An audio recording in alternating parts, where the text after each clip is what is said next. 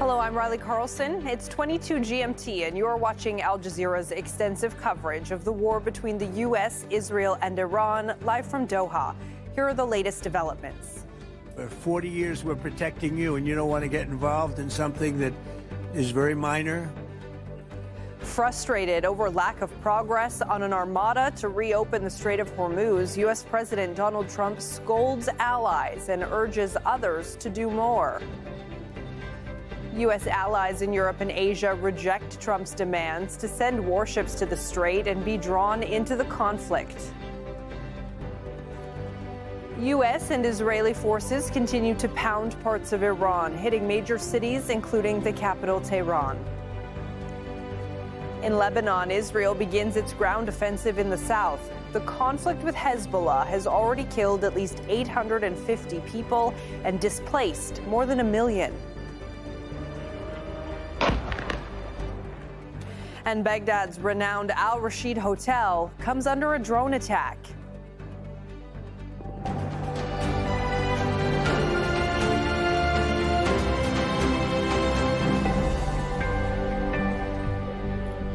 Thank you for joining us. The U.S. is facing growing isolation over its plan to reopen the Strait of Hormuz.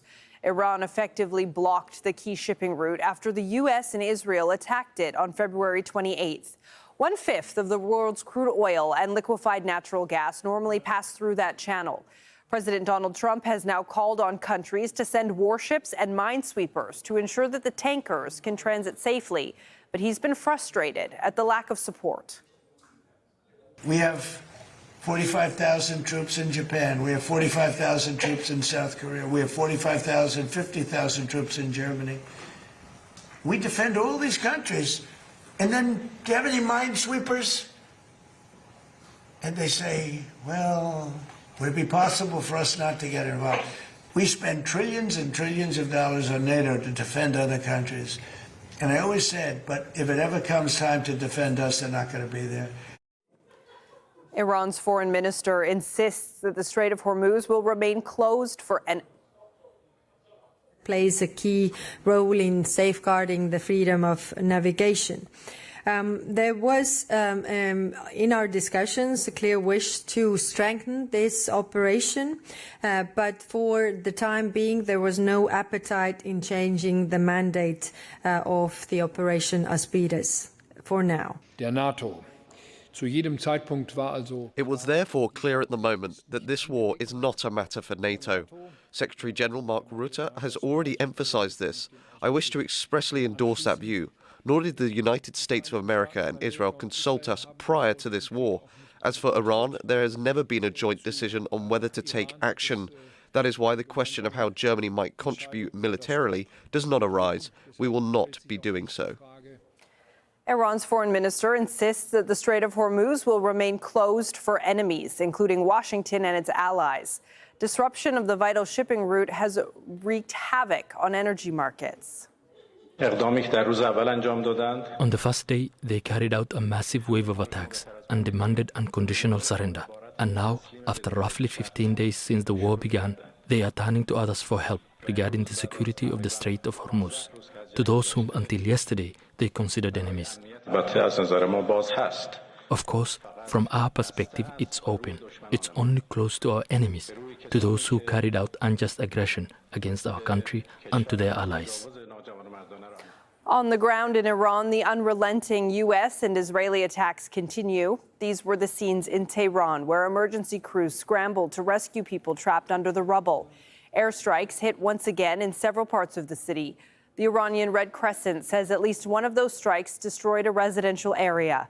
Iran's health ministry says nearly 19,000 civilians have been injured since the first attacks on February 28th, and almost 1,500 people have been killed. We are covering developments from Tehran, Beirut, Amman, Doha, and from Washington, D.C. But first, this report from our White House correspondent, Kimberly Halkett. With oil prices spiking, U.S. President Donald Trump on Monday publicly pressured foreign leaders, expressing frustration. None has been enthusiastic about helping to escort oil tankers through the Strait of Hormuz. Numerous countries have told me they're on the way.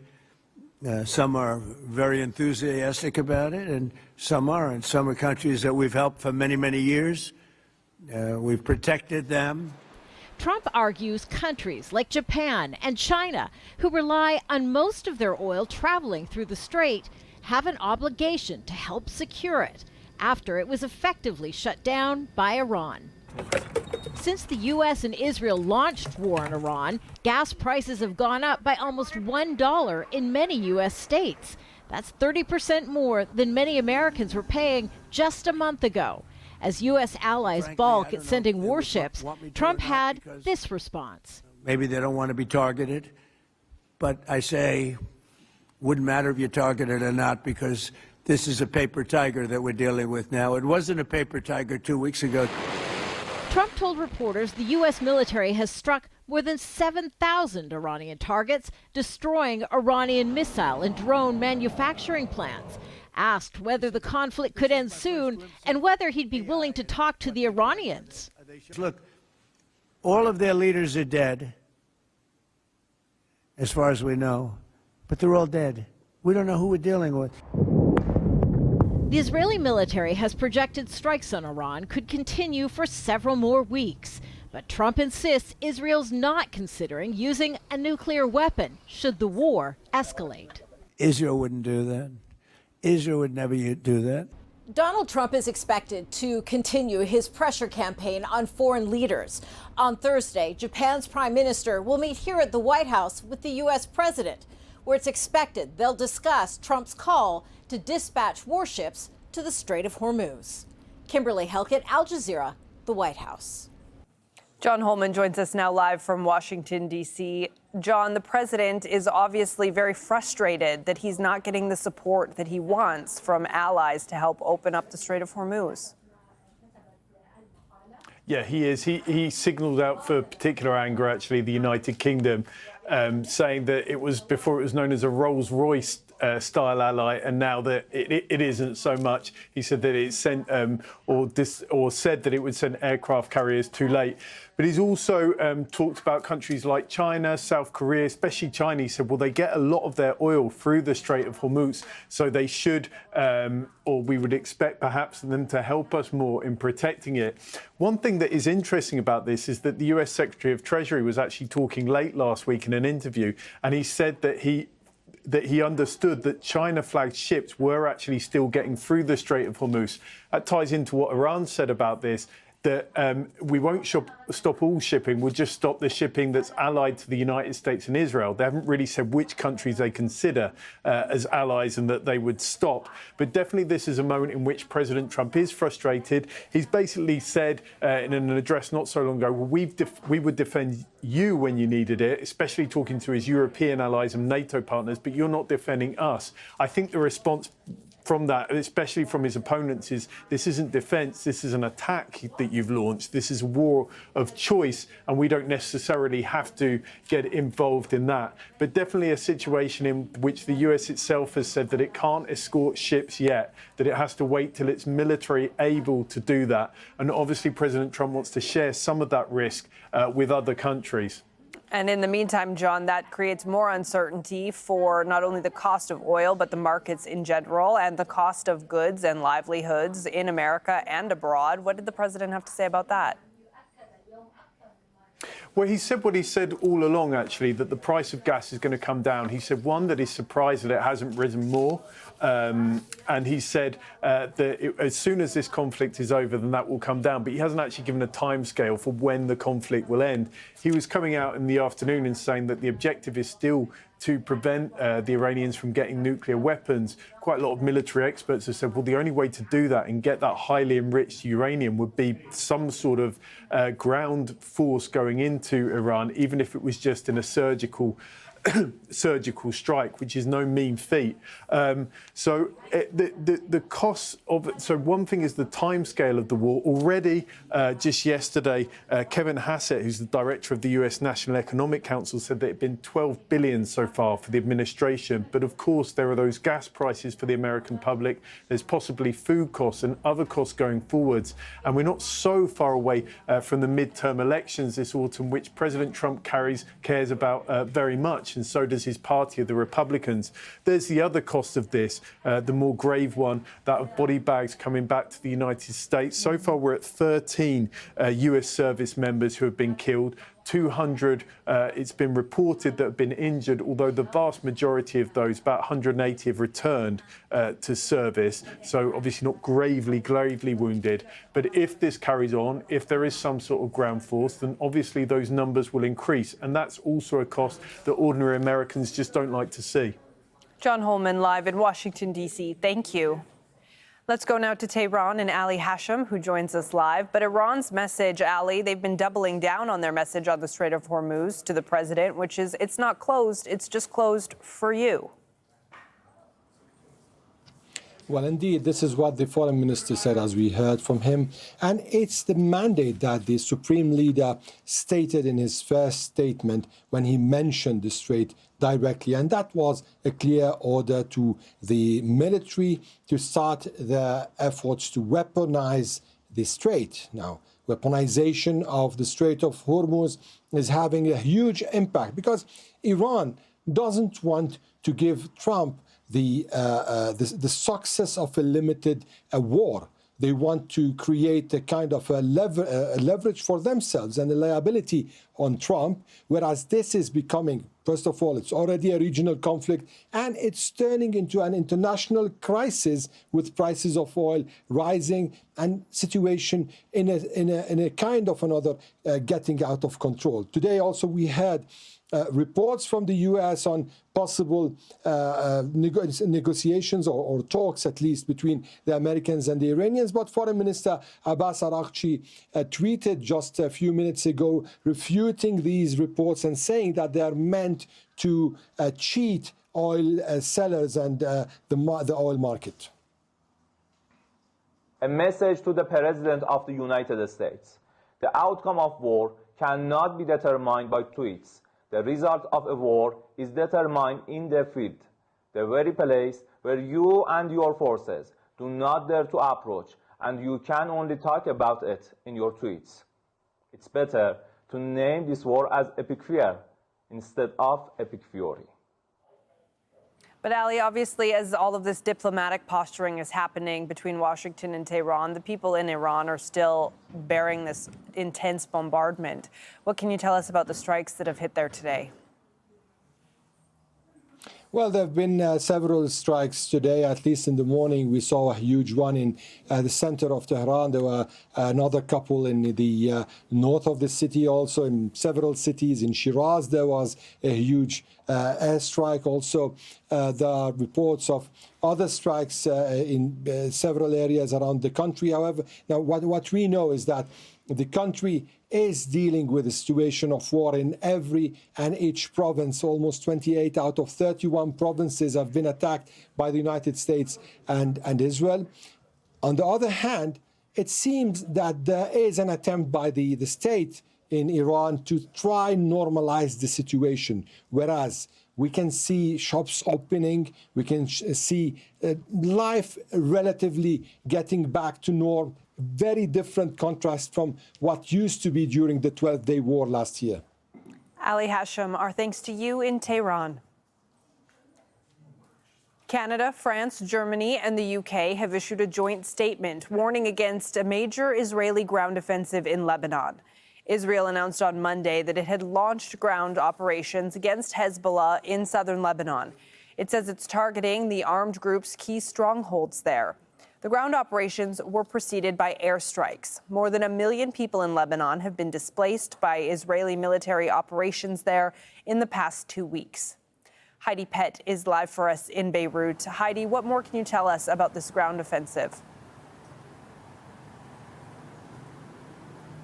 So this announcement by Israel today is merely confirmation of something that's actually been going on for some time now in southern Lebanon. You mentioned the airstrikes that preceded this. That has been ongoing since the beginning of the renewal of hostilities, and in fact actually before, during what was termed a ceasefire, but the residents of southern Lebanon certainly didn't experience it as such. But this now is confirmation that Israeli troops are operating on the ground inside southern Lebanon, which they have been doing, in fact, for the last week or more. We're seeing clashes concentrated around the town of Hiam. which is a hilltop town. It's very strategically important. The Israeli army has been making attempts to enter, capture and control that town for a number of days now. We've had a statement in the last little while from Hezbollah saying that they continue to engage Israeli forces on the ground there. They've been saying that again for many, many days now. They said they fired rockets at Israeli forces inside that town at 9:30 on Monday evening. And they are also claiming that they attacked some tanks, Israeli tanks that were operating inside the town of Tabor, also just close there along the Israeli border. So what we're seeing is a confirmation and an expansion of the Israeli ground operation in southern Lebanon. And of course, this comes in the context of this massive forced evacuation order that has been issued by Israel, telling all Lebanese citizens who are south of the Zahrani River that they need to evacuate their homes under immediate threat of Israeli airstrikes or indeed ground forces. Now, Heidi, we're seeing these calls from European countries and Canada to de-escalate this situation. Where does the Lebanese government stand with going through any talks? So the Lebanese government has expressed that they are actually willing and open to engage in talks with Israel. In the past, these kind of talks have been going through an interlocutor. The last ceasefire was mediated by the US, but they have expressed that they are actually open to speaking directly with Israel, which is very significant. These two countries have been in a state of war officially for some decades now. So that is quite a significant overture that they have made by declaring that they'd be open to that. So we've got that from the Prime Minister, Nawaf Salam, and also the President. But crucially, what's missing is a senior political representative for the Shia community here in Lebanon. And Nabih Berri, he is the Speaker of Parliament, he is the most senior political leader here, has said that it wouldn't be appropriate to engage in those discussions, to talk about ceasefire negotiations under fire. So while Israeli airstrikes continue, while the ground operation continues, while more than 1 million people now are officially displaced, that those talks would not be appropriate. And of course, the other player that we really need to talk about here in Lebanon is Hezbollah themselves, who are engaged militarily with Israel on the ground. And what we've seen from their most recent public statements is they're striking a very defiant tone. You know, the Lebanese government has tried to outlaw those military operations. They've declared them illegal, and yet they continue. And the last public statement that we had from their Secretary General, Naim Qassem, was very defiant, saying that they were waging a legitimate battle here in Lebanon and one that they expected to continue for a long time.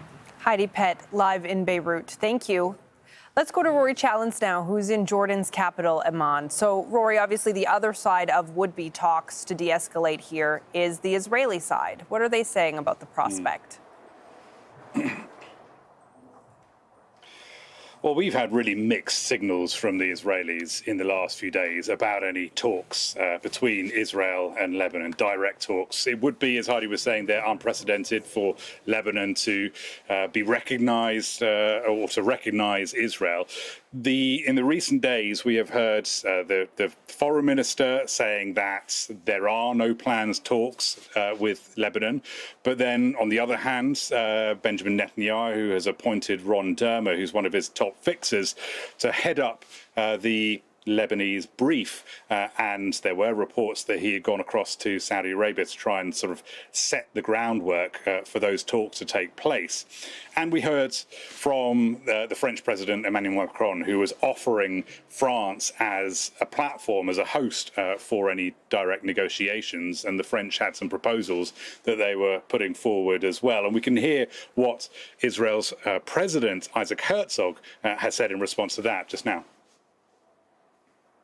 I think it's a very positive development. I think it's very important that there should be talks. As the Israeli government confirmed, there will be talks. The talks are very important because it's about time we have an opportunity of moving forward with Lebanon. But as of now, there is no date set for these talks, and there are no terms agreed. Heidi was just taking us through the complications from the Lebanese side in any direct negotiations there. On the Israeli side, well, you've got the military who on the ground in Lebanon are saying that they are not going to stop their campaign against Hezbollah until Hezbollah is disarmed. So there might be the architecture there for negotiations, but nobody yet is walking through the door. Yeah, and in the meantime, Israel is still taking strikes from both fronts, from Hezbollah and also from Iran. It looked to be some pretty significant strikes in Israel today. Rory, what can you tell us about those?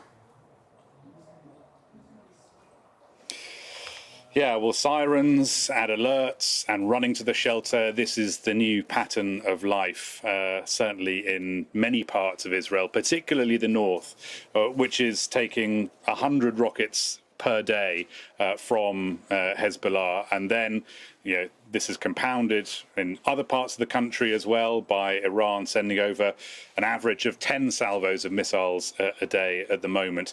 The Israeli government is trying to inch the country back towards some degree of normalcy. A couple of weeks ago, workplaces opened again after being shut in the early stages of the war. And today there was a new system set up for schools to reopen with a traffic light system designating which areas are high risk, which areas are low risk, where you can open, where you can't. But that has had some pushback from local authorities, with some mayors, but notably the mayor of Haifa, saying absolutely no way, not opening schools here, definitely not safe enough. And 40% of schools in the country can't get their kids into a shelter in time anyway. So while most Israelis are behind this war, they see it as absolutely necessary, a job worth doing, the strains on the country are very real. Rory Challen's live for us in Amman, Jordan. Thank you, Rory. Iran has kept up its strikes on Gulf countries. In the UAE, a drone attack at the Shah oil field in Abu Dhabi has caused a fire.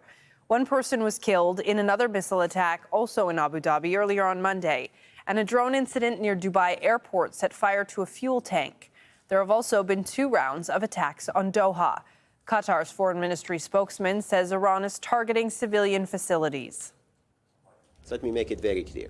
Since the Iranian attacks have started on Qatar, the threats and the attacks on civilian targets have not stopped. These attacks are ongoing every day, and the threat to civilians is ongoing every day. The fact that we had to evacuate, civilians and students and faculty during the weekend is just one realization of what this means for the people who are living in these conditions. But we also assert that we have been able to this point, due to the bravery of the people in our armed forces, to withstand all of these threats and attacks. Al Jazeera's Malik Traina is live for us here in Doha. Malik, what can you tell us about the latest attacks across the Gulf? Because I understand that Kuwait is dealing with some incoming at the moment. That's right. They just announced that they're intercepting, or alarms have sounded, and they're trying to intercept these attacks, drones perhaps. They've said before that if any explosions are heard, they're from interceptions. Just earlier today, you mentioned the UAE and Qatar, but Saudi Arabia also dozens of interceptions of drones in the Al Kharj district, also in Riyadh, and in the eastern province, which is home to the Al Shaiba oil field. Bahrain also witnessed a few drones, 3 drones and 4 missiles today. There's been a wide array of attacks against the Gulf. And we heard from the foreign ministry earlier, he called on Iran to stop these attacks. Look, there's the security implications, but there's also the economic implications. Some analysts are saying, with the Strait of Hormuz being closed, that the Gulf and Iraq are losing out on or cutting production of nearly 10 billion barrels per day, losing billions of dollars in lost revenue. There's also the psychological aspect, right? That Doha, other cities like Abu Dhabi and the UAE, they're among the safest cities in the entire world. Last year, Abu Dhabi and Doha were ranked in the top 10 safest cities around the world. So people here aren't really used to this, used to these kinds of threats. I was talking to somebody earlier today. She was a Canadian. She's lived here in Qatar for more than 10 years, and she was saying that I'm starting, I can see that I'm starting to have PTSD. So I think as this, conflict extends, hopefully not, people here hope that it doesn't, but we're going to start seeing the mental aspect, the mental health aspect So people here across the region are praying that this conflict will end. Malik Traina live in Doha. Thank you, Malik. Explosions have been heard near the U.S. Embassy in the Iraqi capital, Baghdad. A fire broke out on the roof of Al Rashid Hotel in central Baghdad, caused by a drone. Security forces have cordoned off the area and closed the roads. The Iraqi Interior Minister says there has been no casualties. The hotel is inside Baghdad's so-called green zone. We'll get more from Al Jazeera's Mahmoud Abdelwahed. An explosive-laden drone attacked the Rashid Hotel or Royal Tulip Hotel in the heavily fortified Green Zone area in the Iraqi capital, Baghdad. Security sources say that the drone attack hit the rooftop of the hotel, causing only material damage without any human casualties reported. Now, the Al Rashid Hotel, which is home to foreign diplomatic missions, including the European Union mission, a Saudi diplomatic mission, and also other foreign employees at oil companies. The hotel is not far from the U.S. Embassy, which came under attack similar attack 2 days ago. Now, following this attack, security forces have been deployed in the area, blocking all the roads leading to the green zone with blocks and also armored vehicles.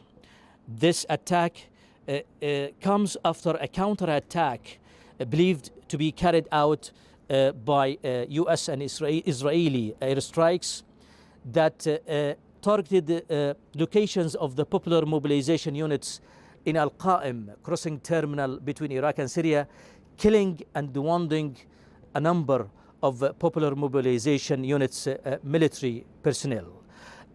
Elsewhere in Erbil, another similar drone attack was intercepted before reaching the U.S. consulate in Erbil, and in Jorf al-Sakhar area, north of the Babel province and south of the capital Baghdad, another location belonging to the popular mobilization units was targeted again. Now, since the beginning of the military campaign by Israel and the United States on Iran, Iran-aligned armed groups have been targeting U.S. military bases and facilities, including the U.S. Embassy in Baghdad and the consulate in Erbil, dozens and dozens of times, also against U.S. military bases and facilities across Iraq. Mahmoud Abdelwahed, Al Jazeera, Baghdad. War has taken its toll on citizens across Iran. Small business owner Farhad Sharifi has